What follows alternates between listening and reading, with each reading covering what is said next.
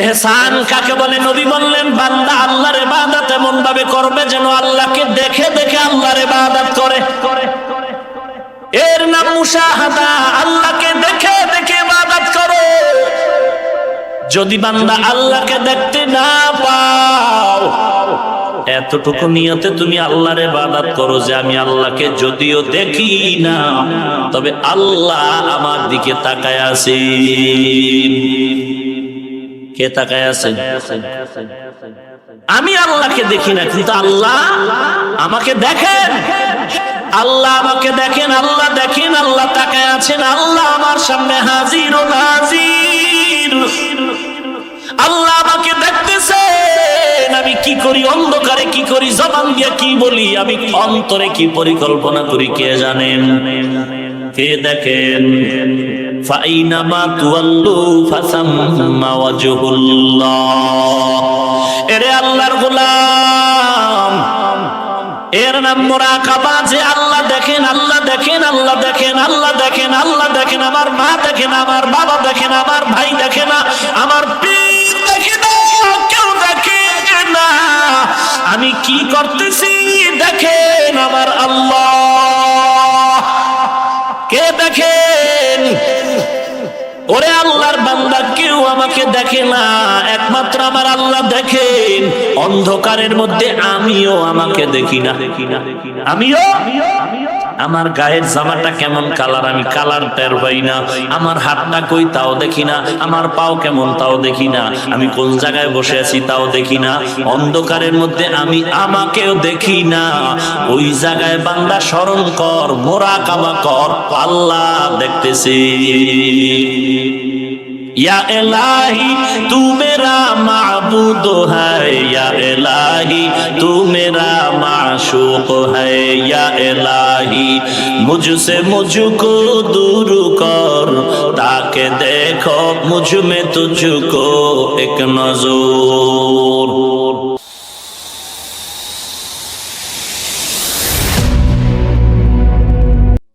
तकबीर में कलमा में नमाजों में अदा में,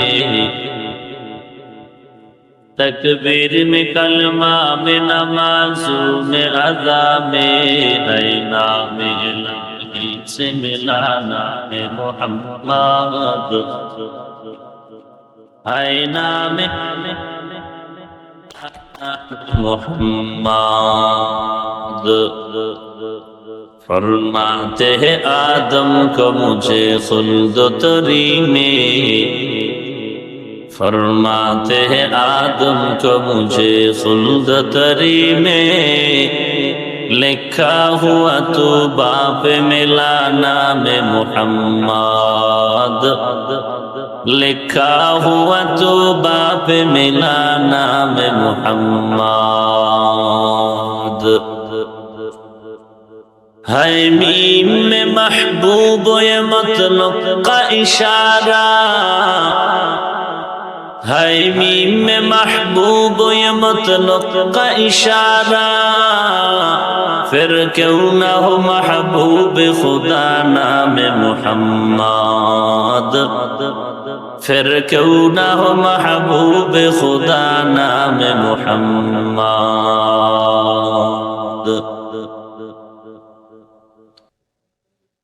কুরআনে হাকীমের সূরা আনকাবুতের সর্বশেষ আয়াতে কারীমা তিলাওয়াত করেছি। বিশ্ব নবী, শেষ নবী, মহানবী, শ্রেষ্ঠ নবী সাল্লাল্লাহু আলাইহি ওয়া আলিহি ওয়াসাল্লামের অসংখ্য অগণিত অমীয় বাণী, পবিত্র হাদিস শরীফের মধ্য থেকে ভিন্ন একটি অধ্যায় হলো হাদিসে কুদসি। এর মধ্য থেকে একটি হাদিস পড়েছি। আয়াতে কারিমা হাদিসে পাকের আলোকে ইখলাস রুহানিয়াতের সমন্বয় কিছু কথা আমাকে বলার মতো, আপনাদেরকে শুনবার মতো হিম্মত, ধৈর্য, তৌফিক আল্লাহ দান করুন। والذين جاهدوا فينا لنهدينهم سبلنا, যাহারা চেষ্টা করে আল্লাহকে পাওয়ার জন্য, আল্লাহ বলেন অবশ্যই আমি তাদের সামনে অনেক রাস্তা খুলে দেই। এবং আমি আল্লাহ মুহসিন যারা তাদের সাথেই থাকি। হাদিসে কুদসির মধ্যে আল্লাহ তাআলা রাসূলকে বলেন, হে পয়গম্বর আরবি রাসূল করিম সাল্লাল্লাহু আলাইহি ওয়া আলিহি ওয়াসাল্লাম, উম্মতকে বলে দিন, যাহারা আমি আল্লাহ পাওয়ার সান্নিধ্য অর্জনে 1 বিঘাত আগায় যাবে, আমি আল্লাহর রহমত তার দিকে 1 হাত অগ্রসর হয়ে যাবে। যাহারা আল্লাহকে পাওয়ার জন্য আল্লাহর দিদার লাভের আশায় 1 হাত সামনে অগ্রসর হবে, আল্লাহ পাকের রহমত তার দিকে 2 হাত অগ্রসর হয়ে যাবে। যারা আল্লাহর দিকে হেঁটে হেঁটে অগ্রসর হবে, আল্লাহ পাকের কুদরতি রহমত তার দিকে দ্রুত গতিতে দৌড়াতে থাকবে।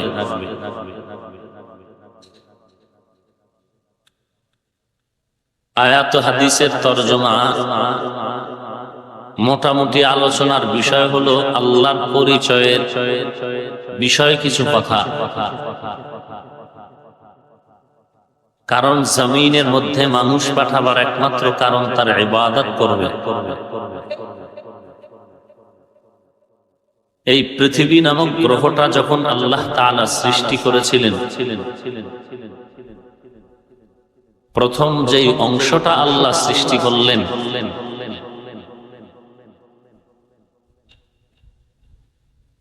এই অংশের মধ্যে আল্লাহ পাক একটা ঘর নির্মাণ করলেন, বাইতুল্লাহ। এই বাইতুল্লাহ এরিয়াটা এত দামি যে 1 রাকাত নামাজের ফজিলত 1 লক্ষ রাকাত নামাজের সমান।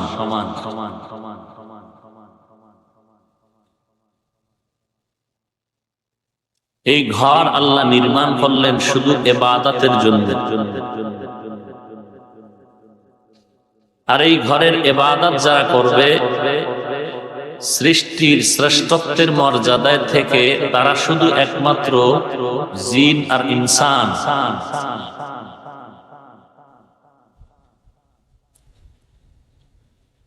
তো ইবাদত যে আল্লাহর করবে, সে আল্লাহকে, ওই আল্লাহর পরিচয় কি, তিনি থাকেন কই, তার কাজ কি, এ বিষয়ে যদি পরিচয়টা না আসে, তখন বান্দার ইবাদতে আন্তরিকতা, একাগ্রতা এবং দৃঢ়তা ভিতরে আসাটা যথেষ্ট পরিমাণ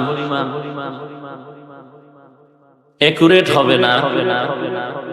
এই জন্য আল্লাহ পাক রব্বুল আলামিন কোরআনে হাকিমের মধ্যে যে আয়াত নাজিল করছেন, আম্মাজান আয়েশা রাদিয়াল্লাহু তাআলা আনহার প্রসিদ্ধ বর্ণনা মতে 6666, এর মধ্যে শুধুমাত্র 500 আয়াতে আল্লাহ বিধান দিয়েছেন। বাকি রইল কত? ঘুমাচ্ছেন? 500 আয়াতে যদি আল্লাহ শুধু বিধান দিয়ে থাকেন, বাকি রইল কত? গড়ে 6000-এর উপরে।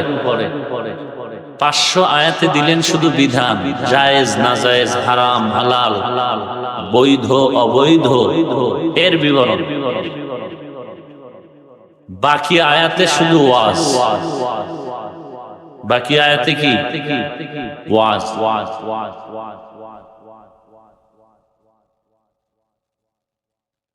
ওয়াজ কাকে বলে? আল্লাহর বিধান পালনে লাভ কি, লঙ্ঘনে ক্ষতি কি? আল্লাহর বিধানের আয়াত কত? 500। আল্লাহ তাআলার বিধান সম্বলিত আয়াত কত? নামাজ পড়া ফরজ, রোজা রাখা ফরজ, বেপরদায় চলা হারাম, সুদ খাওয়া হারাম, ঘুষ খাওয়া হারাম, এইরকম এগুলোকে বিধান বলে। এরকম বিধান সম্বলিত আয়াত হলো 500। আর বাকি 6000-এর উপর আয়াতে কি আছে? ওয়াজ। ওয়াজ কাকে বলে? আল্লাহর বিধান পালনে কি লাভ আর লঙ্ঘন করলে কি ক্ষতি, এর বিবরণের নাম ওয়াজ। এর বিবরণের নাম কি? ওয়াজ। যারা এই বিবরণ দেয় মানুষকে, এদেরকে বলে ওয়াইজ, বাংলায় বলে বক্তা। কি? বক্তা। ওয়াজ করবে আল্লাহর কোরআন দিয়ে। বুঝে আসলে বলুন তো, কোরআন শরীফে আয়াতে বিধান বেশি না ওয়াজ বেশি? বিধানের আয়াত কত? ওয়াজের আয়াত কত? ৬,০০০-এর উপরে। তাহলে ওয়াজ কম না বেশি? তাহলে জমিনের মধ্যে ওয়াজ হতেও হবে বেশি। উদ্দেশ্য কি? ক্রেডিট প্রকাশ করা, সুরের প্রদর্শন করা, ময়দানে কৌতুকের প্রদর্শন করা, হাসির তামাশা করা।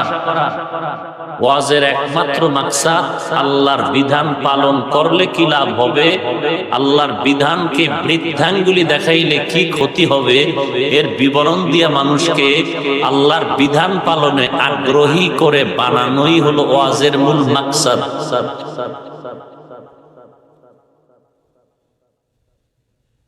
মানুষ যেন আল্লাহর বিধান পালনে আগ্রহী হয়। কারণ কানে ধরে নামাজি বানানো যাবে না, কানে ধরে মসজিদে ঢুকায় তালা মারিয়া বলা যাবে না নামাজ পড়। এরকম করাও জায়েজ নাই, করলেও সওয়াব নাই। লা ইকরাহা ফিদ্দীন, দিন নিয়ে কোনো জবর নাই, জবরদস্তি করা যাবে না। ইসলাম বাই ফোর্স নয়, বাই চয়েস। কাউকে ডান্ডা মেরে ইসলামের মধ্যে ঢুকানোর কোনো সুযোগ নাই, ঢুকাইলেও সওয়াব নাই। একটা বান্দা রোজা রাখে না, তাকে জোর করে রাখানো যাবে না, রাখাইলে সওয়াব হবে না। হ্যাঁ, তার মানে এমনটা না যে মা বাবার সামনে সন্তান অপরাধ করবে দেখিয়াও বাধা দিবে না। ব্যাপারটা এমন না। ব্যাপারটা কেমন? قال النبي صلى الله عليه وآله وسلم ألا كلكم راع وكلكم مسؤول عن رعيته। রাসূল বলেন, প্রত্যেকটা মানুষ তোমরা দায়িত্বশীল, তোমাদের দায়িত্ব সম্পর্কে আল্লাহর কাছে জবাব দিতে হবে। যার অধীনস্থ যারা আছে, যার অধীনে যারা থাকে, তাদের দায়িত্বশীল ওই ব্যক্তি। যার অধীনে সন্তান আছে, সন্তানের দায়িত্বশীল। যে স্ত্রীকে অধীন করে রাখে, সে স্ত্রীর দায়িত্বশীল। যেই এলাকার মানুষ যার দায়িত্বে চলে, ওই এলাকার মানুষের জন্য ওই ব্যক্তি দায়িত্বশীল। পালন করলো কিনা জবাব দিতে হবে আল্লাহর কাছে। দায়িত্ব পালন, সবাই দায়িত্বশীল। সন্তানের জন্য পিতামাতা দায়িত্বশীল, স্ত্রীর জন্য স্বামী দায়িত্বশীল, ছাত্রদের জন্য উস্তাদ দায়িত্বশীল, জনগণের জন্য জনপ্রতিনিধি দায়িত্বশীল। এখন কোন দায়িত্ব আগে আদায় করব, এটাও বুঝার বিষয়। কি আমার নিজের দায়িত্ব, সন্তানের দায়িত্ব বাদ দিয়া আর এক দেশের মানুষের দায়িত্ব নিয়ে আমি চলবো কিনা, এটাও আমাদের স্পষ্ট হওয়া দরকার। আল্লাহ পাক সেই ক্ষেত্রে বলেন, ইয়া আইয়ুহাল্লাযীনা আমানু কু আনফুসাকুম ওয়া আহলিকুম নারা। নিজে জাহান্নাম থেকে বাঁচো, আহালকে বাঁচাও। তাহলে জাহান্নাম থেকে আগে নিজেকে বাঁচতে হবে, এরপরে আমার আহালকে বাঁচাতে হবে, এরপরে উম্মতকে বাঁচাতে হবে। কথা বুঝেন নাই? হ্যাঁ, উম্মতের উলামায়ে কেরাম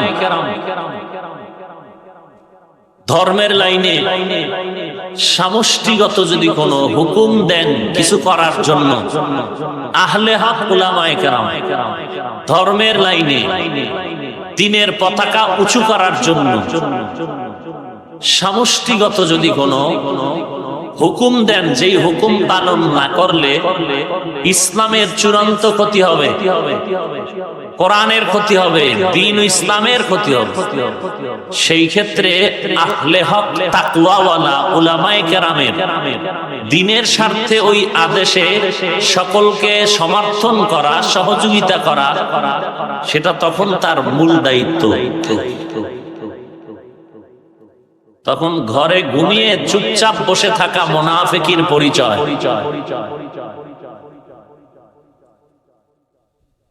তো আল্লাহ যে ওয়াজ করলেন কত আয়াতে? ৬০০০ আয়াতে, ৩ পদ্ধতিতে। কয় পদ্ধতি? ৩ পদ্ধতির মধ্যে এক পদ্ধতি আল্লাহর কুদরতের বিবরণ দিয়ে, ২ নাম্বার পদ্ধতি অতীতের ইতিহাসের বিবরণ, ৩ নাম্বার পদ্ধতি কিয়ামতের বিবরণ। ৩ পদ্ধতিতে ৬০০০ আয়াতে যদি বয়ান হয়, গড়ে ভাগে কত আয়াত পড়ে? ২০০০। তাহলে বুঝে গেলাম ২০০০ আয়াত আল্লাহর কুদরতের বয়ান, ২০০০ আয়াতে কিয়ামতের ওয়াজ, ২০০০ আয়াতে ইতিহাসের ওয়াজ, ৬০০০ আয়াতে ওয়াজ করলেন ৩ পদ্ধতিতে। তাহলে আল্লাহর কুদরতের বিবরণ আছে, ওয়াজ আছে ২০০০ আয়াতে, কিয়ামতের বয়ান আছে ২০০০ আয়াতে, আর ইতিহাসের কথা আছে ২০০০ আয়াতে। যেটাকে বাংলায় বলি আমরা ইতিহাস, এটাকে কোরআনের ভাষায় বলে কাসাস। সূরা ইউসুফে আল্লাহ বলেন আহসানুল কাসাস, বহু বচন, তার এক বচন হলো কিসসা, বাংলা হলো তার ঘটনা, কাহিনী। এরকম অতীতের ঘটনা আছে ২০০০ আয়াতের মধ্যে। তো আল্লাহর কুদরতের বিবরণ দিলেন কেন? একমাত্র আল্লাহর পরিচয় লাভের জন্য। ইতিহাসের বিবরণ দিলেন কেন? মানুষকে কিচ্ছা কাহিনী শিখাইয়া ঐতিহাসিক বানানোর জন্য। কিয়ামতের বিবরণ দিলেন কেন? এবং এই বিবরণ দেওয়ার যে ৩টা পদ্ধতি, একের পর এক এরকম না, প্রত্যেকটা পাড়ায় পৃষ্ঠায় কোন আয়াতে কুদরতের কথা, কোন আয়াতে ইতিহাসের কথা, কোন আয়াতে কিয়ামতের কথা, কোন সিরিয়াল নাই, এলোমেলো ছড়ানো ছিটানো। এই ৩ পদ্ধতির আয়াতগুলো পুরা কোরআনে ছড়ানো ছিটানো, একেবারে শুরু থেকে শেষ পর্যন্ত। কারণ হলো মানুষকে ইতিহাস শিক্ষা দেওয়ার জন্য কোরআন পাঠাননি, মানুষকে দর্শন শিখানোর জন্য আল্লাহ কোরআন দেননি, মানুষকে ঐতিহাসিক বানানোর জন্য আর বিজ্ঞানী বানানোর জন্য আল্লাহ কোরআন নাজিল করেননি। যদিও কোরআন পৃথিবীর শ্রেষ্ঠ বিজ্ঞানের কিতাব, যদিও কোরআন পৃথিবীর শ্রেষ্ঠ দর্শনের কিতাব, যদিও কোরআন পৃথিবীর শ্রেষ্ঠ ইতিহাসের কিতাব, কিন্তু ইতিহাস শিক্ষার জন্য দেননি, দর্শন শিক্ষার জন্য আল্লাহ কোরআন নাজিল করেননি।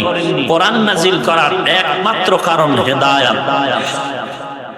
হুদাল লিন্নাস ওয়া বাইয়িনাতিন মিনাল হুদা ওয়াল ফুরকান, গোটা জগৎবাসীর হেদায়েতের জন্য কোরআন।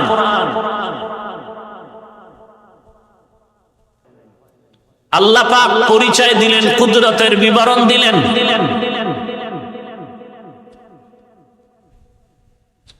কেন? আল্লাহর পরিচয়ের জন্য। কেন তার পরিচয়? কারণ আল্লাহর পরিচয় যে জানে না, তার ইবাদত করতে বান্দার একাগ্রতা আসবে না। এজন্য আল্লাহ তার পরিচয়টা তুলে ধরলেন।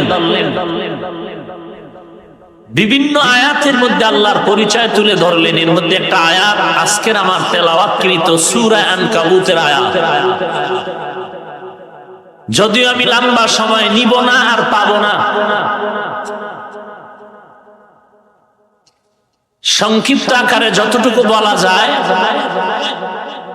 ওয়ামা তাওফীকি ইল্লা বিল্লাহ। যথেষ্ট বর্তমান সমাজে আমাদের দ্বীন ও ইসলাম নিয়ে দ্বন্দ্বের নিরসনের অনেকটা রাস্তা এই আয়াতের মধ্যে ঢুকানো আছে।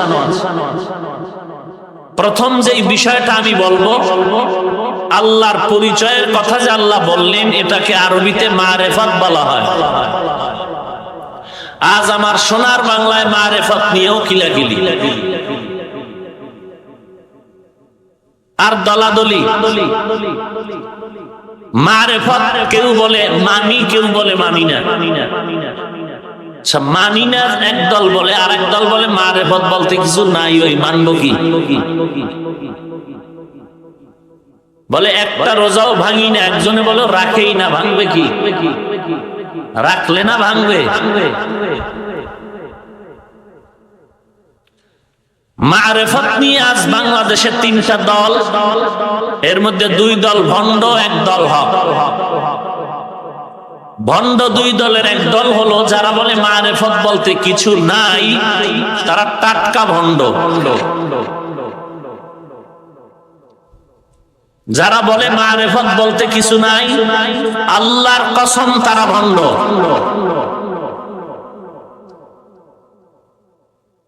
এবার আমরা জানা দরকার, আপনি মারেফত যে আছে এর দলিল কি?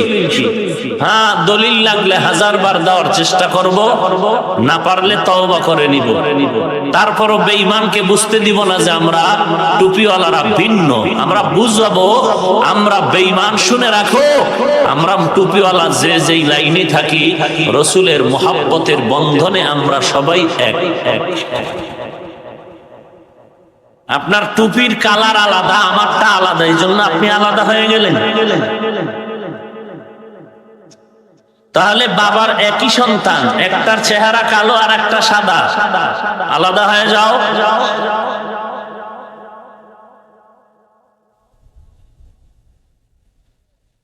কারণটা কি? আমি 5 কল্লি দিলাম, আপনি অন্য টুপি দিলেন, এতে আলাদা করে ফেললেন। এই দুঃসাহস আপনাকে কে দিল উম্মতের আলাদা করা?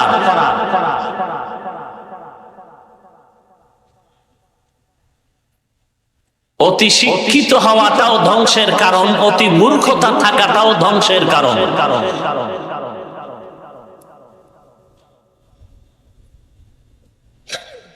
যারা বলে মারেফত বলতে কিচ্ছু নাই, আমি আল্লাহর শপথ করে বলছি তারা ভণ্ড।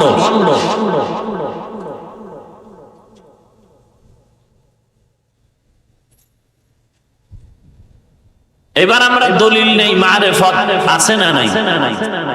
আল্লাহ তাআলা বলেন কোরআনের এক আয়াতে, ওয়া মা খালাকতুল জিন্না ওয়াল ইনসা ইল্লা লিয়াবুদুন। আল্লাহ বলেন আমি জিন ও ইনসানকে সৃষ্টি করেছি লিয়াবুদুন, ইবাদতের জন্য। কার ইবাদত? জোরে বলেন আল্লাহ। এই আয়াতটা কোরআনে আসেনি। মুফাসসিরিনে কেরাম অধিকাংশ লিখেছেন, উলামায়ে হযরত ভুল বললে সবার সামনে ধরায় দেন। আল্লাহর কাছে অনেক ফজিলত হবে আপনার। পেছনে পেছনে সমালোচনা করে আল্লাহর আদালতের আসামি হওয়ার কি প্রয়োজন? আল্লাহ পাক বলেন আমি মানুষ জিন সৃষ্টি করেছি কার ইবাদতের জন্য? লিয়াবুদুন। তাফসীর খুলে দেখেন, লিয়াবুদুনের ব্যাখ্যায় লেখা হয়েছে আয়ে লিয়ারিফুন। আরাফা ইয়ারিফু থেকে মারিফাত, পরিচয় লাভ করা। কার পরিচয়? জোরে বলেন আল্লাহর পরিচয়। সে আল্লাহ কতজন? হুয়াল হাইয়ুল কাইয়্যুম লা শারীকা লাহ, আছে তার কোন শরীক অংশীদার। আল্লাহ কতজন? সবাই একমত। ভালো করে বুঝে শুনে বলতে হবে। আল্লাহ কতজন? আছে তার মতো আর কেউ? তার সমান? তার গুণের মতো কারো গুণ আছে কারো? নাই। আবারও ভালো করে চিন্তা ভাবনা করে বলুন, আল্লাহ কয়জন? আল্লাহর মতো আরো আল্লাহ আছে কেউ? আল্লাহর গুণের মতো কারো গুণ আছে? আল্লাহ নামের আরো একজন আল্লাহ আছে? নাই। আল্লাহর গুণ হলো রাজ্জাক, আর একজন রাজ্জাক আছে। আল্লাহর গুণ হলো রহমান, পৃথিবীতে দ্বিতীয় রহমান আছে।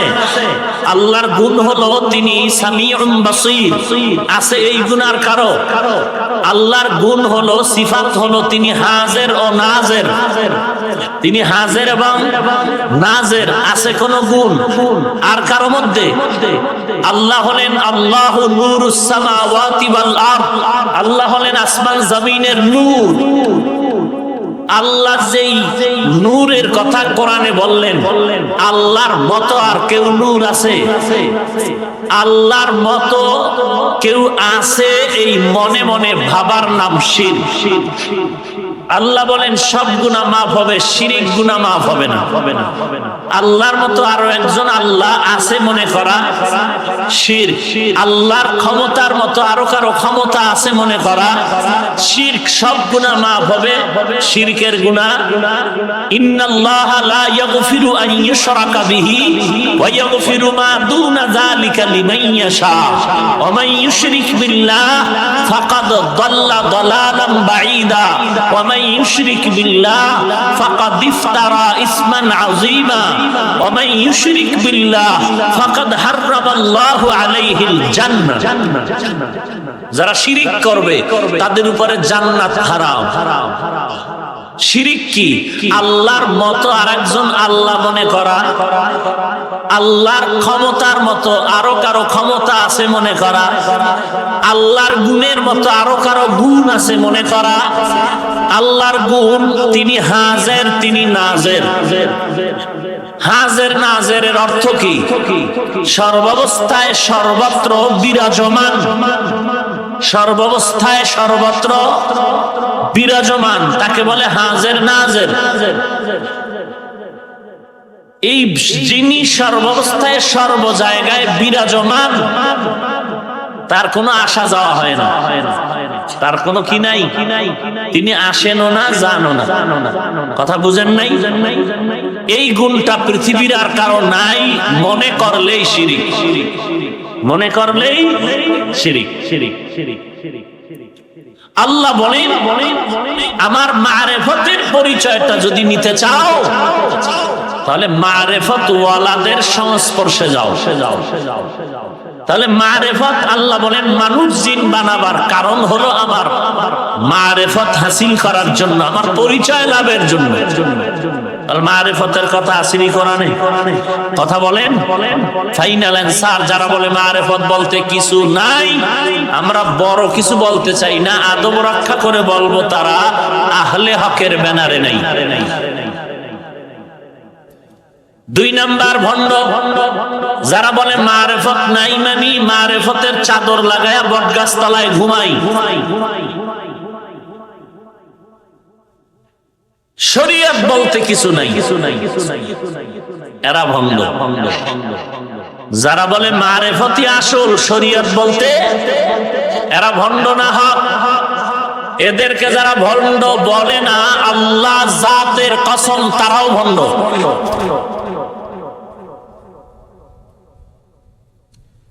দুই দল ভণ্ড চলে গেল।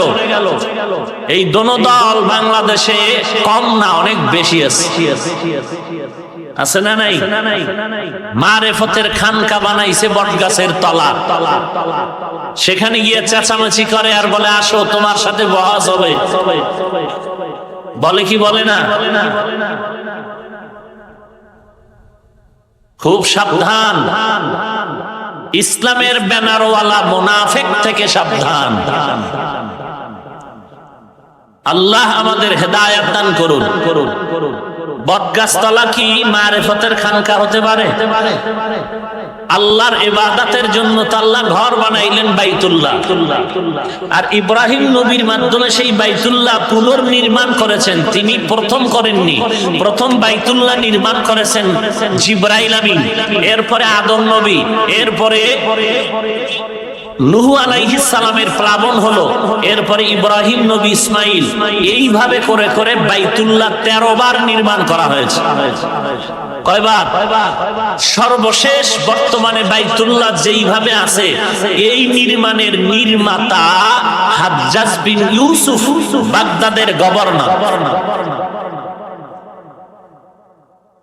তিনি শেষ যেভাবে নির্মাণ করে গেছেন, বর্তমানে বাইতুল্লাহ ওইভাবেই আছে। তো ইবাদতের ঘর ইব্রাহিম নবীকে বলেছিলেন, আল্লাহ বাইতুল্লাহর উপরে উঠে আজান দাও, আর বাইতুল্লাহ নির্মাণের যে পাথর অবশিষ্ট এগুলো ছড়াইয়া ছিটাইয়া ফেলে দাও, যেখানে গিয়ে পড়বে ওখানে আল্লাহর ইবাদতের ঘর তৈরি হবে। আল্লাহর নবী ইব্রাহিম বললেন, দুনিয়ার আনাচে কানাচে কি আমার এই ছিটানো পাথর যাবে? আর আজান দিলে কি আওয়াজ শুনবে? আল্লাহ বলেন, যারা শুনবে, রুহের জগতেও যারা শুনবে, জমিনের মধ্যে যাদের অন্তরে গিয়া লাগবে, তারা মরার আগে একবার বাইতুল্লাহ দেখে যাবে। ইব্রাহিম নবী বললেন, এটা তো কিভাবে যাবে? বলে, আওয়াজ দেওয়ার দায়িত্ব তোমার, পাথর ছিটায় দাও, দায়িত্ব তোমার, জায়গা মতো পৌঁছায় দিব আমি আল্লাহ। তাহলে ইবাদতের ঘর আছে না নাই? আল্লাহর সান্নিধ্য আর সাধনার জন্য নিরাপদ জায়গা মসজিদ থেকে আর কি হতে পারে? আছে কিছু? মসজিদ কার ঘর? বলেন, মসজিদ কার ঘর? নাকি আপনার বাবার? তাহলে মসজিদের দরজা 24 ঘন্টা ওপেন রাখতে হবে। আল্লাহর ঘরে ইবাদত করবে আল্লাহর বান্দা, বাধা দিলে সে জালেম। আল্লাহর ঘরে ইবাদত করবে আল্লাহর বান্দা, বাধা দিলে সে। আল্লাহর ঘরে জিকির করবে আল্লাহর বান্দা, কার জিকির? আল্লাহর ঘরে কোরআন তেলাওয়াত করবে বান্দা, কার কোরআন? আল্লাহর ঘরে বসে বান্দা তালিম করবে কোরআন হাদিসের, কার তালিম? আল্লাহর দেওয়া কোরআন হাদিসের তালিম করবে, বাধা দিলেই সে জালেম। বাধা দিলেই সে জালেম। কেউ যদি বলে আমার মসজিদে এগুলো চলবে না, মসজিদে তালামার, আমার মসজিদ বলার দাবি করার অধিকার কাদিয়ানি ছাড়া কেউ পারে না। ঘর কার? তোরে তো কোনো অধিকার দেয়নি বলার যেটা আমার ঘর। এজন্য শরীয়তের বিধান হলো তাড়াতাড়ি ওয়াকফ করে দাও। আল্লাহর ঘরের মধ্যে কারো কোনো কর্তৃত্ব চলবে না। আমার মসজিদ বলার কোনো অধিকার কোনো বেঈমানের নাই, মুমিনের আছে। অতএব আল্লাহর ঘরে ইবাদত করবে আল্লাহর বান্দা। গাঞ্জা খাইলে বাধা দাও, বিড়ি টানলে কি দাও? বাধা দাও। কিন্তু আল্লাহর ইবাদত করতে বাধা দেওয়া জায়েজ আছে? সে বসে বসে আল্লাহর নামের জিকির করুক, কোরআন তেলাওয়াত করুক, নামাজ পড়বে, কিচ্ছু করবে না, শুধু বসে বসে থাকবে ইতিকাফের নিয়তে, মনে মনে তাসবিহ পড়বে। বাধা দেওয়ার কোনো সুযোগ নাই। হ্যাঁ, সমাজের কোনো সমস্যা থাকলে সংরক্ষিত এলাকা, ইবাদত করার কেউ নাই। এখন খোলা রাখলে সমস্যা হতে পারে, মসজিদের কিছু চুরি হওয়ার সম্ভাবনা, সে মাসালা ভিন্ন। আর এ নিয়ে কেউ তর্ক করে না। তর্ক তো তখন করে যে জিকিরে বাধা দেয়, তর্ক তো তখন যে তেলাওয়াতে বাধা দেয়, তর্ক তো তখন যে দাওয়াত ও তালিমে বাধা দেয়। এটা তো মুসলমানের কাজ না। আল্লাহর ঘরে তুমি বাধা দেওয়ার কে? কিন্তু এই সমস্ত বাজে চিন্তা চেতনা মসজিদে চলেনি। চলে না? চলে। সবার এক আওয়াজ, মসজিদে রাজনীতি চলবে না। চলবে। অতএব ইমাম থাকবে নিরপেক্ষ, কোন দলীয় না। মুয়াজ্জিন থাকবে নিরপেক্ষ, কোন দলীয় না। কিন্তু আজ বাংলাদেশে মসজিদ নিয়ে রাজনীতি বেশি, মসজিদ নিয়ে রাজনীতি বেশি, দলাদলি বেশি, প্রভাব বেশি, মাস্তানি বেশি, বেয়াদবি বেশি। লেখা আছে দুনিয়াবি কথা বলা হারাম, নাই লেখা? মসজিদ তো পবিত্র, এখানে দুনিয়াবি কথা বলবে কেন? দুনিয়াবি কথাতে এমনিই বলবে না তো লেখার দরকার কি? এরপরে লেখার পর কি থামলো? চিল্লায় চিল্লায় কথা বলে। কারা বলে? সাধারণ কেউ না, যারা রাজনীতি করে মসজিদ নিয়ে তারা। বাধা দিবে কে? ইমাম সাহেব ফজরের আগে বাড়ি। চলেনি রাজনীতি, চলেনি। এগুলো বললেই কি আমি জঙ্গি? যে বলবে বলতে হবে তোর মা, তোর বাপ, তোর 14 গোষ্ঠী জঙ্গি। কোরআন হাদিস হাতে নিয়ে যারা উম্মতকে মহব্বতের কথা বলবে জাহান্নাম থেকে বাঁচানোর জন্য, সেক্ষেত্রে যদি কেউ বলতে চায় তুমি জঙ্গি, উল্টায় বলতে হবে তোর মা, তোর বাপ, তোর 14 গোষ্ঠী জঙ্গি। মুসলমান জঙ্গি হতে পারে না, জঙ্গি মুসলমান হতে পারে না। মুসলমান কখনো জঙ্গি হতে পারে না, জঙ্গি কখনো মুসলমান হতে পারে না।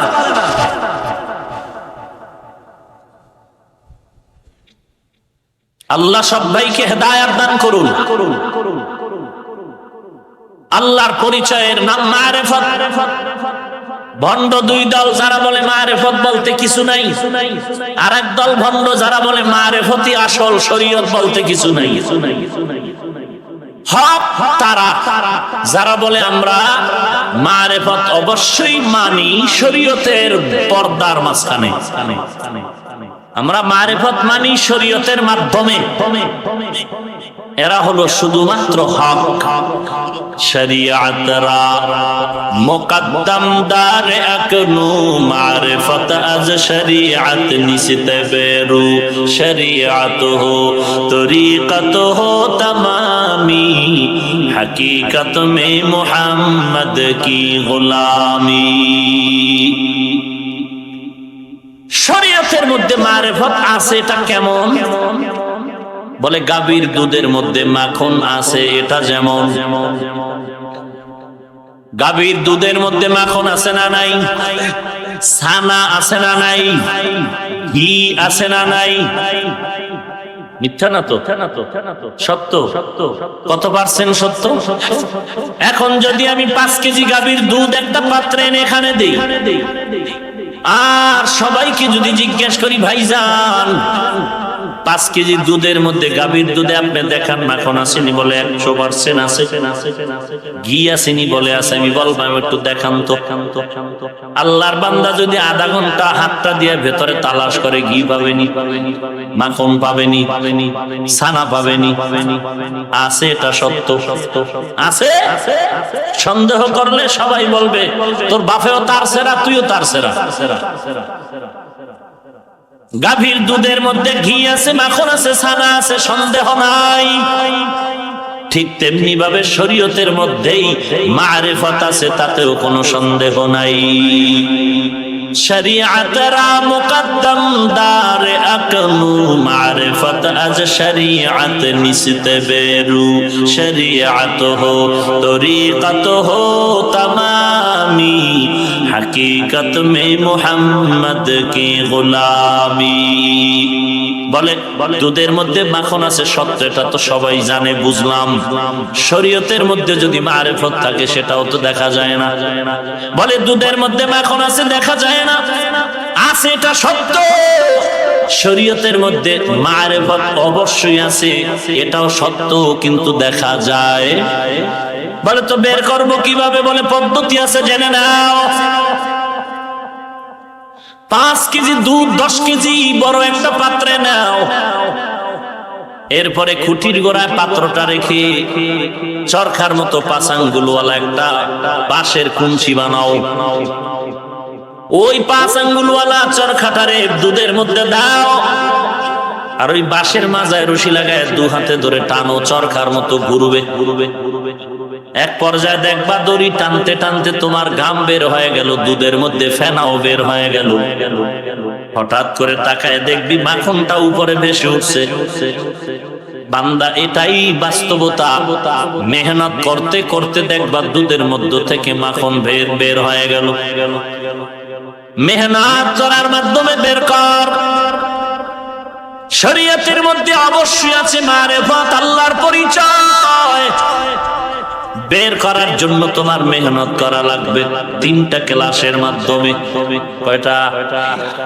1 নাম্বার ক্লাসের নাম মুরাকাবা, 2 নাম্বার ক্লাসের নাম মুজাহাদা, 3 নাম্বার ক্লাসের নাম মুশাহাদা।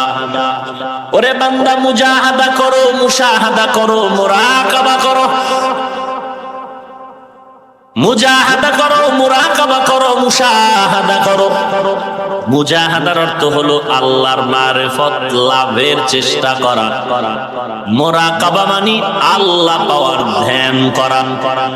মুশাহাদা মানে আল্লাহর দর্শন লাভ করা।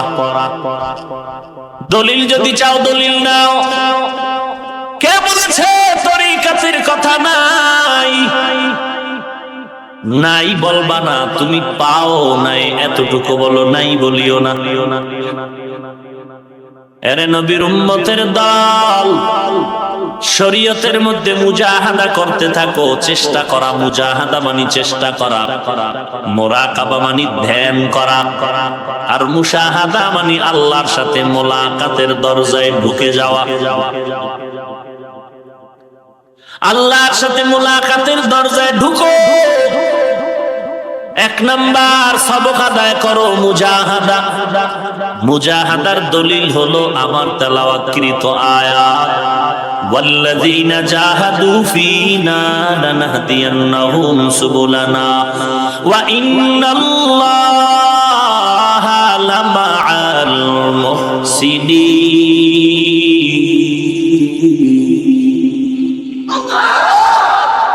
কালামে জিন্দা কুরআনে হাকিম, হিকমতে উলা ইয়াজাল সুতু কদিম, জামিউল ইলমি ফিল কুরআনে হাকিম, তাকাসারাত আনহু আফহামুর রিজালি, বাখা কুরআন কালামুল্লাহ বশনো কদিমাস্তি কদিমাস্তি নইনো।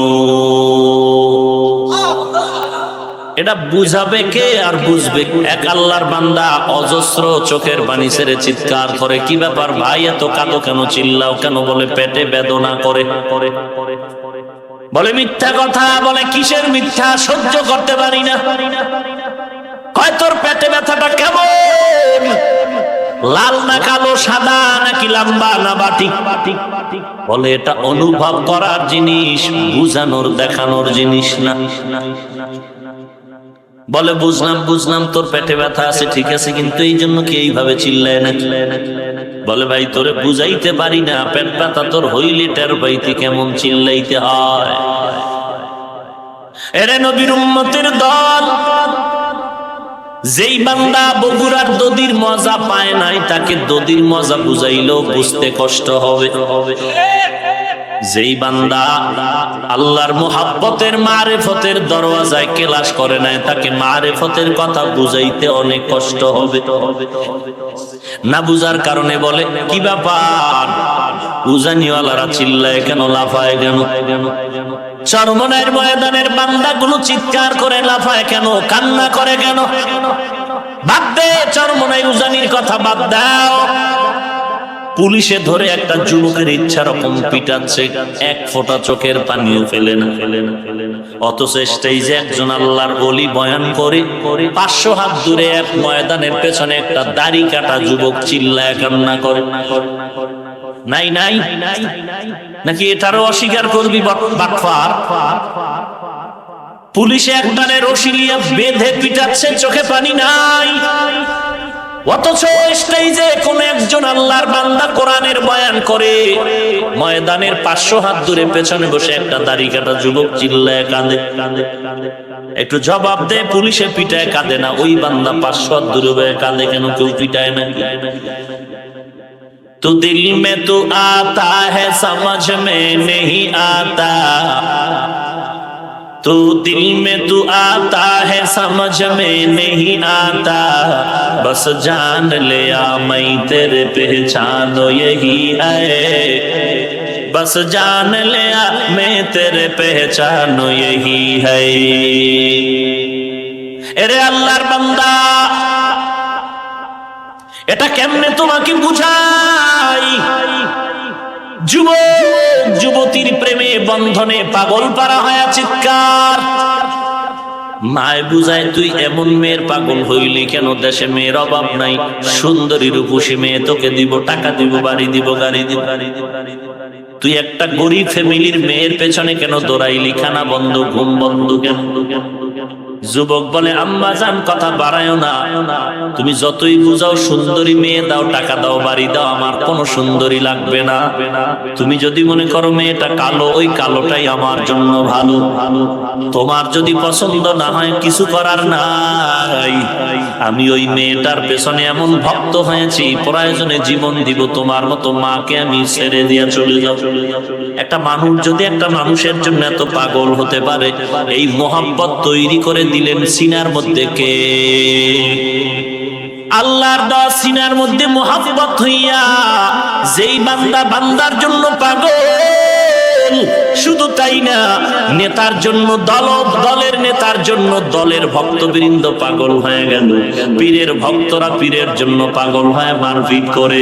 এরে নবীর উম্মত কাদিয়ানীর দলেরা গোলাম আহমদ কাদিয়ানীর ভক্ত হয়ে তার পক্ষ হয়ে মানুষের সাথে পিটাপিটি করে, জীবনটা পর্যন্ত দিয়ে দেয়। আছে না নাই? ওলামায়ে কেরামের ভক্ত, মাদ্রাসার ছাত্র আর সাআদ সাহেবের ভক্তর মধ্যে পিটাপিটি হয় কি হয় না? একেবারে জীবনটা পর্যন্ত দিতেও কোনটা বোধ করে না, চিন্তাও করে না। একটা মানুষ যদি মানুষের প্রেমে পাগল হইয়া এমন কিছু করতে পারে, আর যেই বান্দাকে আমার মাওলা তার মোহাব্বতের প্রেম অন্তরে ঢুকাইয়া দিবে, ওই বান্দা চিল্লাইবে না, বুক ফেটে মারা যায় না, এটাই তো ভিন্ন কথা। তোর মতো কপাল পোড়ারে বুঝাবে কে? তোর মতো কপাল পোড়াকে কে বুঝাবে? তুই না বট গাছ তলাবে কান্দ, কি ব্যাপার? বলে আমার বান্ধবীর জন্য কাঁদি।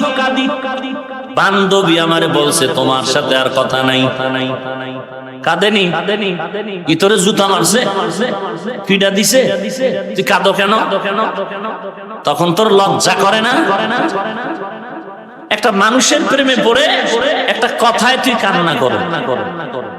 আর যেই বান্দা 3টা ক্লাস করে আল্লাহর মারিফতের দরজায় আগায় গেল, ওই বান্দা মুজাহাদার সবক আদায় করেছে, ওই বান্দা মুরাকাবার ক্লাস করেছে, ওই বান্দা মুশাহাদার ক্লাস করে আগায় গেল, ওই বান্দা একদিন আর 2 দিন 3 দিনে কান্নার চিৎকারের এই অবস্থা তৈরি হয়নি।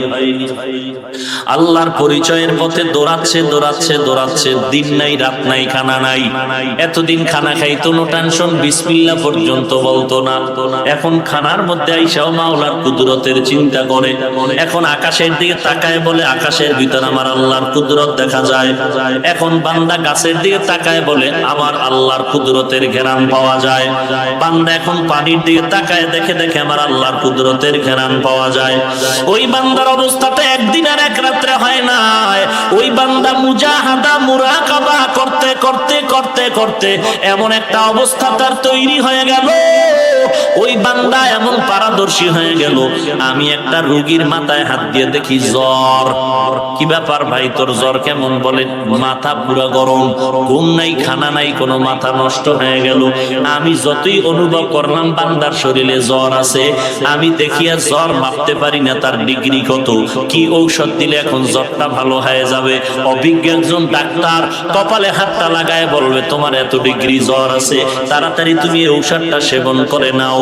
অভিজ্ঞতা একদিনে তার হয় নাই, এই জীবনটার 30টা বছর সে লেখাপড়া করতে করতে ডাক্তারি লাইনে বহু দৌড়াইছে, সার্টিফিকেট আনিয়া ঘুমায় নাই, প্র্যাকটিক্যাল ট্রেনিং এর জন্য বারবার বড় বড় অভিজ্ঞ ডাক্তারের দরবারে দৌড়াইছে। এখন বান্দা চেহারা দিয়ে তাকাইলেই বলতে পারে তোমার এই রোগে ধরেছে। আল্লাহর মহব্বতের বান্দাগুলো একদিন আর 2 দিনে এমন অবস্থা হয় না। নাই। ওই বান্দা নামাজ পড়েছে, পর্দা করেছে, নামাজে মজা লাগতো না, এখন বান্দা আজান শুনলে আর ঘরের মধ্যে থাকতে পারে না। ওই বান্দা আল্লাহর মোহাব্বত নিয়ে ধ্যান করতে করতে করতে করতে গবেষণা গবেষণা গবেষণা, ঘুমের মধ্যেও বান্দা আল্লাহর গবেষণা করে। আল্লাহর বান্দা জবানের মধ্যে আল্লাহর নাম এমন মজা বানায় নিছে, আল্লাহর জিকির না করলে তার কলিজা ঠান্ডা হয় না। ওই বান্দা এখন এমন ভাবে আল্লাহর মোহাব্বতের চাদরের মধ্যে দৌড়াচ্ছে, এমন একটা পর্যায়ে বান্দার এসে যায়, বান্দা এখন যেদিকেই তাকায় দেখে আল্লাহর কুদরত। हर रंग में तू, हर बू में तू, हर जा में तू, हर दाम, हर रंग में तू, हर बू में तू, हर जा में तू, हर दाम, देखता हो जिधर चाहता हो अफ़के रहम का रूम, देखता हो जिधर चाहता हो अफ़के रहम का रूम। ওই বান্দা আল্লাহর মোহাব্বতের দরিয়ায় দৌড়াতে দৌড়াতে এখন বান্দা আল্লাহর ধ্যান আর খেয়াল ভেতরে এমন ভাবে ঢুকে গেল, যেদিকেই তাকায় আল্লাহর কুদরতের চিন্তা। খানা খাইতে গিয়াও বান্দা আল্লাহর মোহাব্বতের আওয়াজ বন্ধ নাই। খানা খাইবে, হঠাৎ করে খানার মাঝে মাঝে আল্লাহ কয়া ডাক দেয়, এরে আল্লাহর গোলাম। মাঝে মাঝে আ আ বলে নিঃশ্বাস পেলে মনে হয় যেন কি হারায় গেল, কি যেন হারায় ফেল। এরে নবীর উম্মতের দল, এই মারিফতের দরজায় ঢুকতে হলে তিনটা ক্লাস করতে হবে। 1 নাম্বার ক্লাস মুজাহাদা, 2 নাম্বার ক্লাস মুরাকাবা, 3 নাম্বার ক্লাস হলো মুশাহাদা।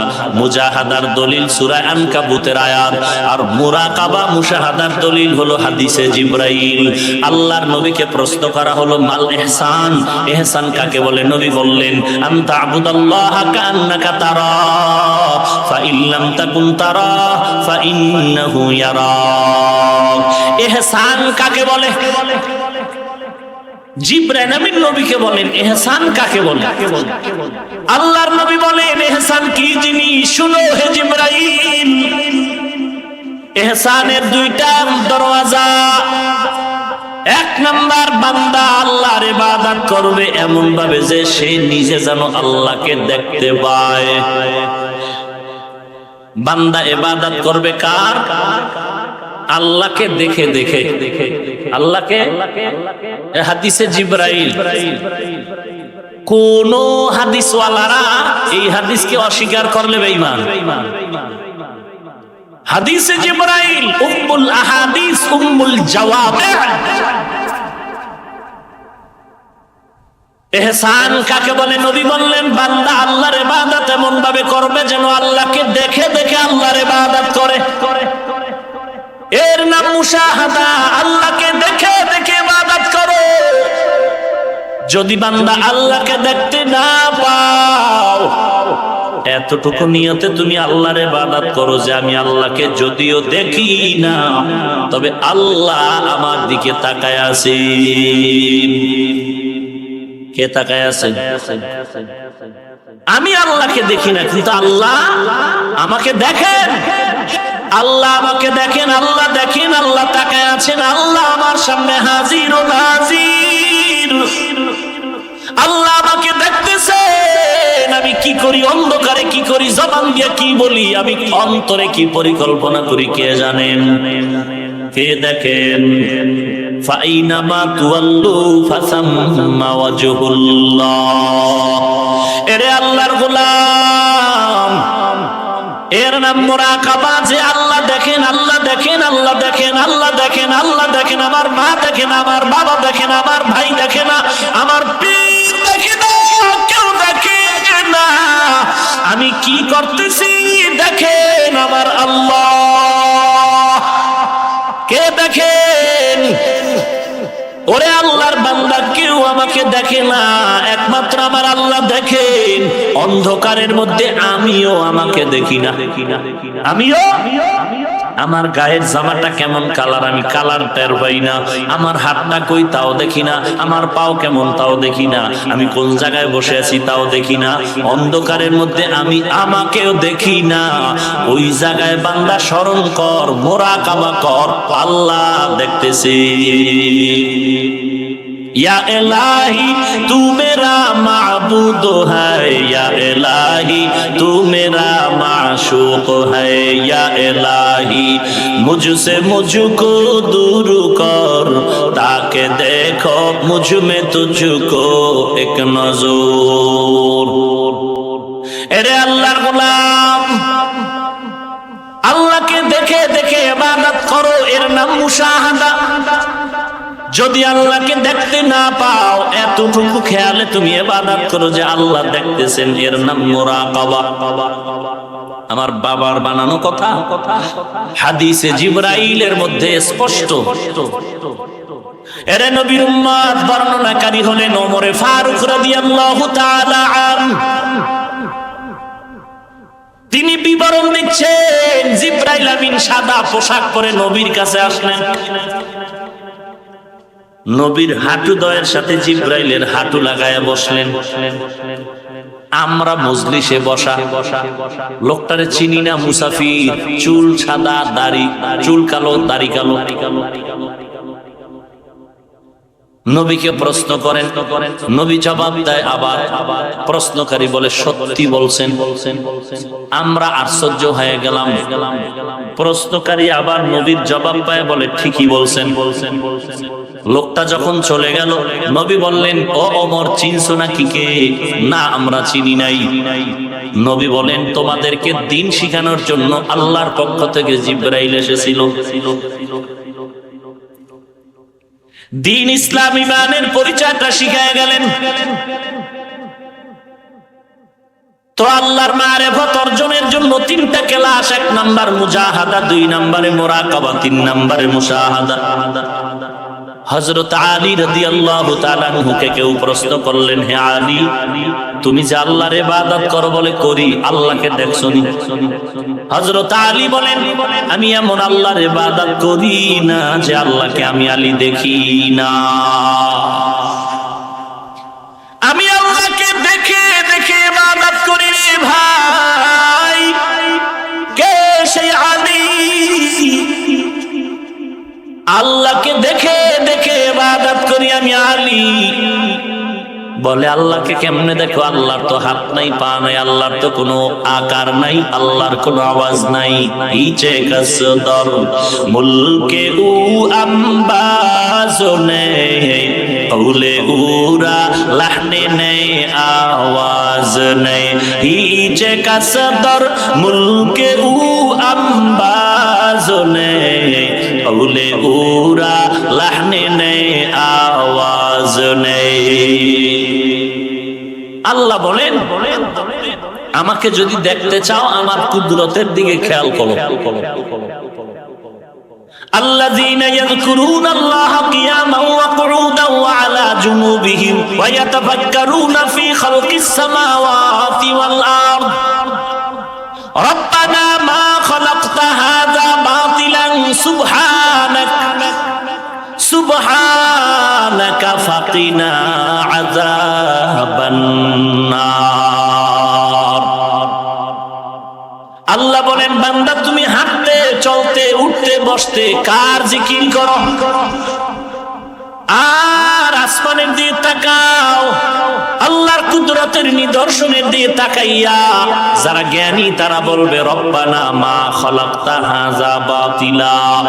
আল্লাহ অনর্থক কিছু বানান নাই, সব বান্দার উপকারের জন্য বানাইলেন।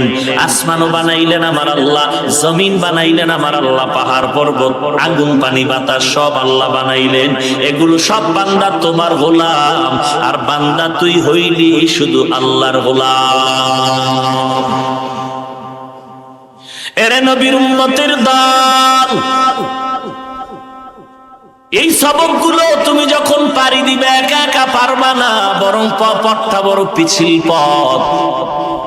একা একা চললে বান্দা অ্যাক্সিডেন্ট হওয়ার সম্ভাবনা আছে। এরে নবীর উম্মতের দল, আল্লাহর একজন আরেফ পাগল আশিক থানবী আশরাফ আলী থানবী রহমাতুল্লাহ আলাইহির আজাল্লে খলিফা মাজজুব, আল্লাহ পাকের একজন আশিক। এদেরকে মাজজুব বলে, মিম জিম জাল আও বা। মাজজুব আল্লাহর আশিক পাগল। দেখেন এই উঠা বসা করেন কেন? সমস্যা কি? মোনাজাত দিয়া দিব আর 10 মিনিট? ওই যে বলছি এই বয়ান বুঝবে কে আর বলবে কে? ভাল লাগে না? বসেন না, জুলাইখার কাহিনীটা শোনা মনে বইয়েন। এমনি তো বদনাম, খালি কিচ্ছা কাহিনী কই। হ্যাঁ, কিচ্ছা কাহিনী কই, বদনামের শেষ নাই। দেখতে নারী চলন বাঁকা, দেখতে নারী চলন বাঁকা। কপাল পুড়তে হবে তো কোন একটা রাস্তায় গিয়ে, আর কপালে হেদায়েত নাই। কারণ মাইয়াহদিল্লাহু ফাহুয়াল মুহতাদ ওয়া মান ইউদলিল ফালান তাজিদা লাহু ওয়ালিয়্যাম মুরশিদা। আল্লাহ যার হেদায়েত দিবেন পেয়ে যাবে, যার কপাল খারাপ ও হেদায়েত তো পাবেই না, পাওয়ার মতো কোনো মুরব্বিও পাবে না।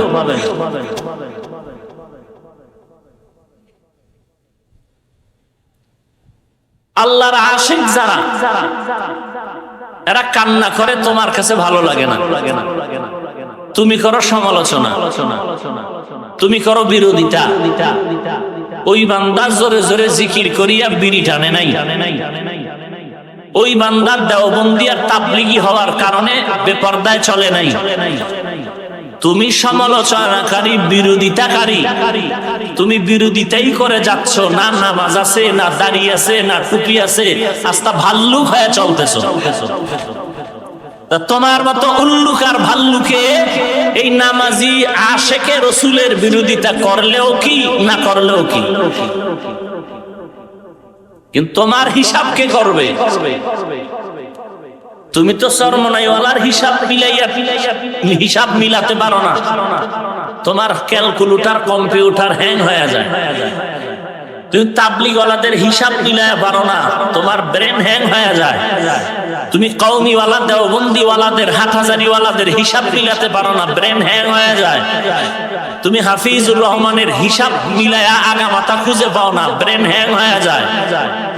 তুমি কিয়ামতের আগে পাবাও না। কিন্তু আমার প্রশ্ন, তোমার এই বাটপাড়ির হিসাব মিলাবে কে?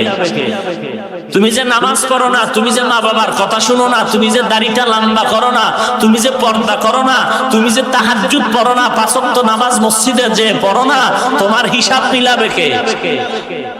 তুমি যে সুদ খাও, ঘুষ খাও, তুমি যে পার্কে পার্কে আড্ডা দাও, তোমার হিসাব মিলাবে কে?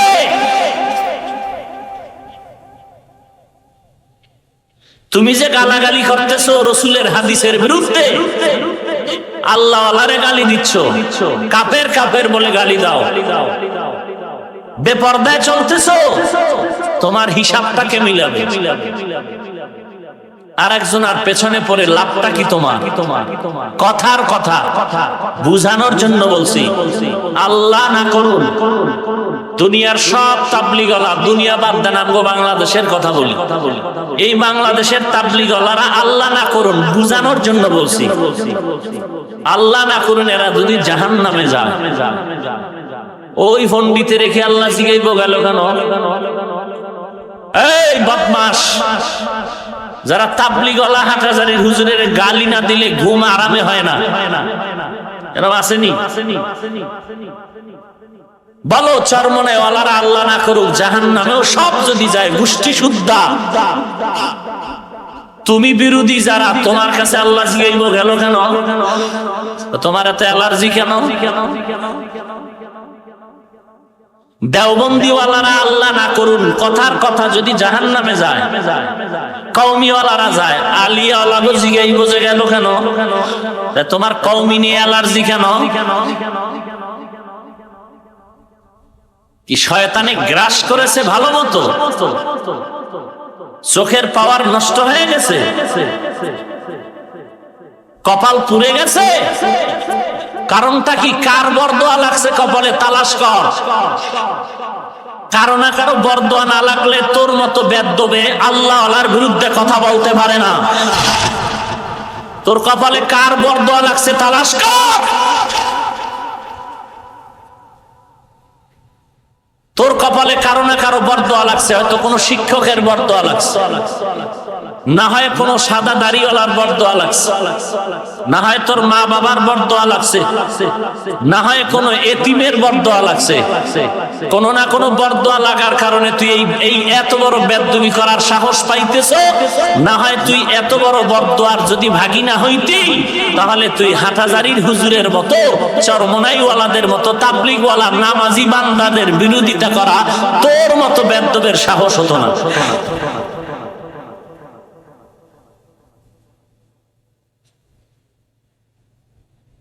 বাংলাদেশে মুফতি নাই, হ্যাঁ এত মুফতি বাংলাদেশে, ভালো ভালো মুফতি আজম, হাটাজারি মেফল মাদ্রাসা, পটিয়া মাদ্রাসা, ঢাকার শত শত মাদ্রাসা, বড় বড় মুফতি, মুফতি দিলাওয়ার হোসাইন দামাত বারাকাতুহুম, মুফতি মিজানুর রহমান সাঈদ দামাত বারাকাতুহুম সহ বড় বড় মুফতিরা আছে। এরা তাবলীগ ওয়ালাগো কাফের কয় না, চরমনে ওয়ালাগো কাফের কয় না। তোর এত চুলখানি খেজে কাফের না কইলে মাথা গরম। তুই মুফতি, দেশের মধ্যে তুই মুফতি, বাচ্চা গেলি ইসলামী রাষ্ট্র দেশটা না। রডের বাড়ি কারে কয়টার বাইতি।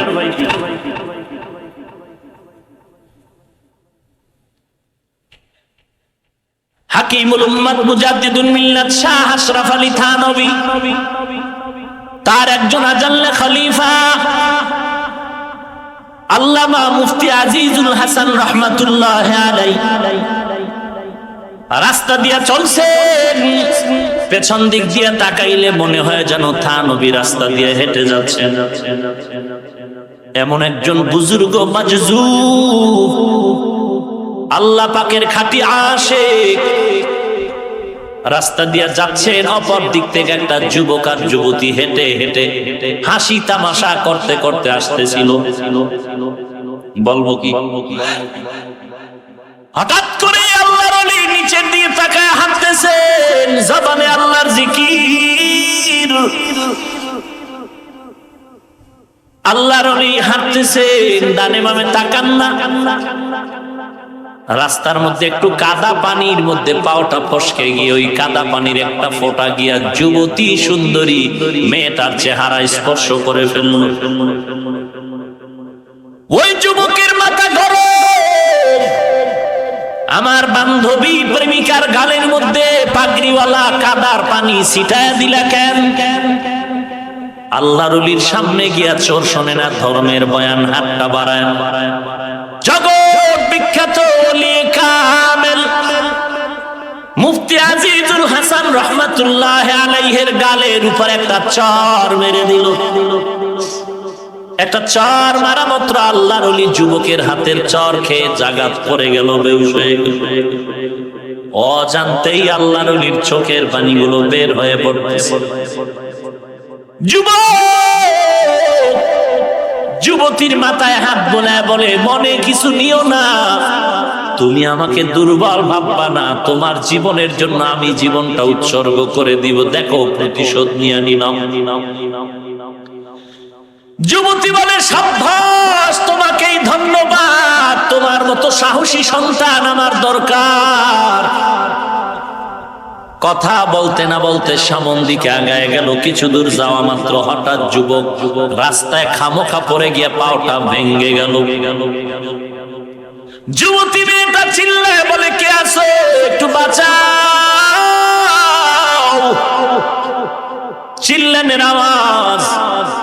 তৃতীয় একটা পথিক দৌড়াইয়া গিয়া বলে, যুবক কেমন করে পড়ে গেছো? বলে, এমনি। বলে, শুনো, পেছনে কোনো ঘটনা ঘটলো নাকি? বলে, হ্যাঁ। বলে, একটু অনুভব করলাম। কি করেছো? বলে, ওই পাগড়িওয়ালার এই যুবক একটা চর মেরেছিল, আমার গালে কাদা লাগছে এই জন্য। বলে, ইচ্ছা করে লাগাইছিল? বলে, না, ইচ্ছা করে তো লাগানোর কথা না। বলে, ওই পাগড়িওয়ালার চিনো নাকি তোমরা? বলে, কেউ চিনি না। বলে, ওই পাগড়িওয়ালা আমাদের এই সমাজে, এই এলাকার সব থেকে বড় হুজুর, ইনি একজন কুতুবুল আলম। কথাটা বললে তো আমরা কম বলতে পারি না রে মুসলমান। আমরা যদি কথা বলা শুরু করি, জবাব দেওয়ার কোনো ক্ষমতা তোদের বাটপারের নাই। এই জমিনে খোদার কসম, দিনের লাইনে বলো আর দুনিয়ার লাইনে বলো, পীর মাশায়েখ ওলি আব্দুল হাফেজ আর মাওলানা সম্মানের চেয়ারে যারা বসলো, দুনিয়ার লাইনে ডিসিএসপি ওসি আইজি ওকিল ব্যারিস্টার যারা সম্মানের চেয়ারে বসছে, খোদার কসম করে বলি এদের এই সম্মানের পেছনে কোনো না কোনো আল্লাহ ওয়ালার নেক দোয়া আছে। তুই বদমাশ আল্লাহ ওয়ালার বিরুদ্ধে কথা বললে কি হবে? আল্লাহ তো আল্লাহ ওয়ালার পক্ষে কোরআনে বয়ান করেছেন। আল্লাহর নবী তো বুখারী শরীফের হাদিসের মধ্যে আল্লাহর মাধ্যমে বয়ান করেছেন আল্লাহ ওয়ালা কি জিনিস, আউলিয়ায়ে কেরাম কারা তার প্রশংসা করেছেন।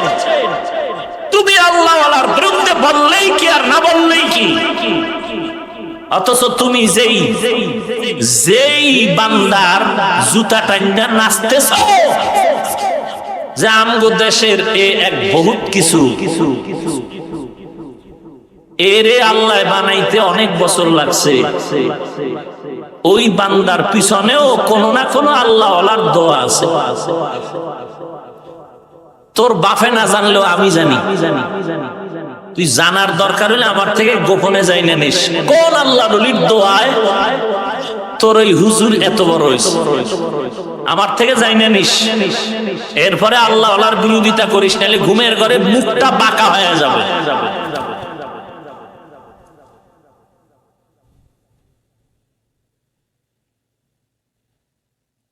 আল্লাহর ওলি এখানে পড়ে আছেন, যুবক চিনো না? বলে আল্লাহর একজন বড় ওলি, বলে চিনি না। বলে তাড়াতাড়ি গিয়ে ক্ষমা চাও, না হয় এই জীবনে আর কোনোদিন রাস্তায় তোমার শান্তির বাতাস আসবে না। মেয়েদের অন্তর বড় নরম, প্রতীকের কথায় দিলটা নরম হয়ে গেল। কারণ যত বড় সন্ত্রাসী হোক না কেন, একজন খাঁটি আল্লাহ ওয়ালা দেখলে নরম হয়ে যায়। বুঝেন না? আঙ্গুলের শাহাদাত আঙ্গুলের ফান্দিতে ফালায় কি বিড়ির টান। হ্যাঁ, ইমাম সাহেবের দেখছে আর ফট করে হাতটা পিছনে নিস, আছে না নাই? এটা আল্লাহর দেওয়া নাকি ইমাম সাহেব দেখছে যে বন্দুক লয়ে এসে মাইরা দিব? যত বড় সন্ত্রাসী হোক না কেন, কারা খাঁটি আল্লাহ ওয়ালা ওরা ভালো করে চিনে, দেখলে তাদের কাছে দুর্বল হয়ে দোয়া চায়। যুবতী মেয়েটা যুবকের হাত ধরে কয়ে, তুমি কয়েছো, তাড়াতাড়ি গিয়ে ক্ষমা নাও। ওই যুবকের পা ধরে হাত ধরে টেনে টেনে টেনে টেনে আল্লাহর ওলির দরবারে গিয়া পা ধরে বলে, আমাদের ক্ষমা করে দাও, ভুল করেছি, বেয়াদবি করেছি, মাফ করে দাও। আল্লাহর ওলি আজিজুল হাসান ডাক দিয়া বলে, আমি তোমাদের জন্য তো কোনো বরদোয়া করি নাই, খারাপ কিছু বলি নাই, তুমি আমার কাছে কি মাপ চাও? বলে, হুজুর আমি থাপ্পড় মেরেছি, ভুল করেছি, বুঝতে পারি নাই, মাফ করে দেন। আজিজুল হাসান চোখের পানি ছেড়ে বলে, যুবক, বরদোয়ার কাজ করলে জায়গা মতো সময় মতো বিচার এসে যায়, বরদোয়া হাত তুলে করা লাগে না। আল্লাহ আমাদের হেদায়েত দান করুন। আলহামদুলিল্লাহি রাব্বিল আলামিন, ওয়াসসালাতু ওয়াসসালামু আলা সাইয়্যিদিল আমবিয়াই ওয়াল মুরসালিন ওয়া আলা আলিহি ওয়া আসহাবিহি আজমাইন। ইয়া আরহামার রাহিমিন, ইয়া আরহামার রাহিমিন, ইয়া আরহামার রাহিমিন। রাব্বিরহামহুমা কামা রাব্বায়ানি সগীরা, রাব্বিরহামহুমা কামা রাব্বায়ানি সগীরা। আল্লাহুম্মা ইন্নাকা আফুউন তুহিব্বুল আফওয়া ফা'ফু আন্নী ইয়া আরহামার রাহিমিন, ইয়া আরহামার রাহিমিন, ইয়া আরহামার রাহিমিন। ও দয়ার মালিক, গভীর রাত কুদরতের নজর দিয়ে তাকায় দেখেন কত উলামায়ে কেরাম ময়দানে হাজির হয়ে গেল। সাদা দাড়িওয়ালা হাজী সাহেব, কত যুবক পর্দার আড়ালে কত মা বোনেরা হাত তুলেছেন। ও আল্লাহ, কত ছাত্র ভাই গুনার বোঝা নিয়ে আপনার দরওয়াজায় হাজির হয়ে গেল। দুনিয়াতে আসছিলাম পবিত্র অবস্থায়, বড় হওয়ার পরে, বুঝ হওয়ার পরে বিবেকের সাথে বেঈমানি শুরু করে দিয়েছি। নফসের ধোকায় পড়েছি, শয়তানের ধোকায় পড়ে গুনাহের দরজায় দৌড়াচ্ছি। গুনাহ করে করে পাহাড় পরিমাণ জমা করে ফেলেছি রে আল্লাহ। আয় আল্লাহ, আপনার দরজায় হাত তুলতে বড় লজ্জা পাই রে মালিক। গুনাহের শাস্তির কথা কোরআন শরীফে যা পেয়েছি, হাদিসে যা বর্ণনা হয়েছে, ওই আযাবের এক সেকেন্ডের শাস্তি সহ্য করার শক্তি আমাদের কারো নাই। আয় আল্লাহ, সূর্যের গরম সহ্য করতে এখনই পারি না, ওই সূর্য মাথার উপরে চলে আসলে কিভাবে সহ্য করব রে আল্লাহ। একটা বেতের বাড়ি সহ্য করতে পারি না, অন্ধকার কবরে গুনাহের আযাবে দুই পার্শ্বের মাটির চাপ কিভাবে সহ্য করব রে আল্লাহ। আমরা বড় দুর্বল। আয় আল্লাহ, আপনার আদরের নবীর উম্মত, মেহেরবানি করে আমাদের জীবনের সব গুনাহগুলো মাফ করে দেন আল্লাহ। মা বোনদের পর্দা নিশি বানায় দেন, ছেলে সন্তান নেককার বানায় দেন। আয় আল্লাহ, প্রত্যেকটা মা বাবাকে আদর্শবান নেককার সন্তানের মা বাবা হওয়ার তৌফিক দান করেন। আমাদের ঈমান আমল মজবুত করে দেন, অন্তর থেকে রিয়া হাসাদ কিবির দূর করে ইখলাস দান করেন আল্লাহ। পরস্পরের দ্বন্দ্ব দূর করে মোহাব্বত বাড়ায় দেন। আয় আল্লাহ, বেঈমান জালেম দুশমন মুনাফিকের মোকাবেলায় আমাদেরকে বিজয়ী হওয়ার তৌফিক দান করেন, বাতিলের মোকাবেলায় বিজয়ী করে দেন। আয় আল্লাহ, আজকের মাহফিল পুরা এলাকার শান্তির ফয়সালা হিসাবে কবুল করে নেন। আয় আল্লাহ, আলোচনার ভুল ত্রুটি ক্ষমা করে আমলের তৌফিক দান করেন। আয় আল্লাহ, সমস্ত মসজিদ ও মাদ্রাসা কবুল করে নেন। আয় আল্লাহ, নবীর উম্মত মুসলমান সবাইকে এক বানায় দেন আল্লাহ। অন্তরের নেফাকি দূর করে দেন।